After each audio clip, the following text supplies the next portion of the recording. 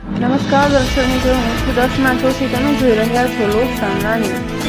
જોઈએ આજના સમાચાર લીલિયાથી. અમારા રિપોર્ટર દીપક ભટ્ટ સાથે.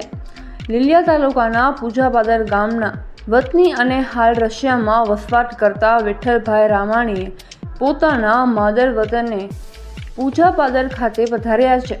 પોતાના વતનના વિકાસ માટે કંઈક કરવાની ભાવના સાથે તેમણે ગામના ત્રિવેણી ધામ નામનો મહત્વાકાંક્ષી પ્રોજેક્ટ શરૂ કર્યો છે.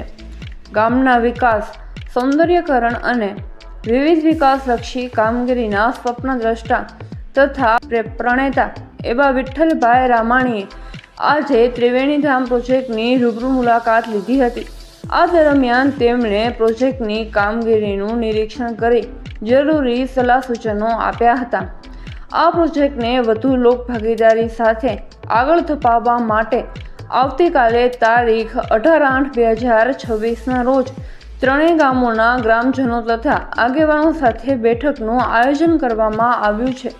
બેઠકમાં ગ્રામજનો પાસેથી પ્રોજેક્ટ અંગેના સૂચનો, વિચારો અને માર્ગદર્શન મેળવી આગામી આયોજન અંગે ચર્ચા કરવામાં આવશે.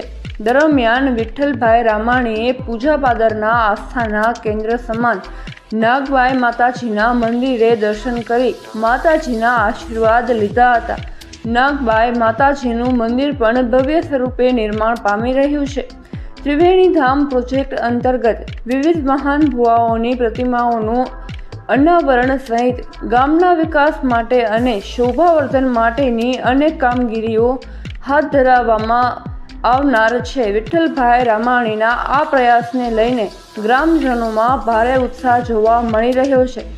ફરી મળીશું એક નવા સમાચાર સાથે. ત્યાં સુધી જોતા રહો લોકસામના ન્યૂઝ.